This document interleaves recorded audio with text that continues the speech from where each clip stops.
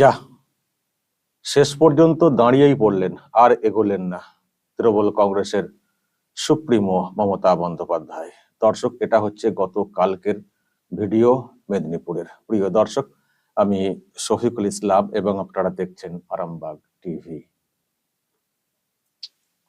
গতকাল তৃণমূল কংগ্রেসের supremo June মালিয়ার হয়ে একটা রোড শো করতে গিয়েছিলেন মেদিনীপুরে। রাস্তাতে বেরিয়ে শো করবেন আর দুদিকে মানুষ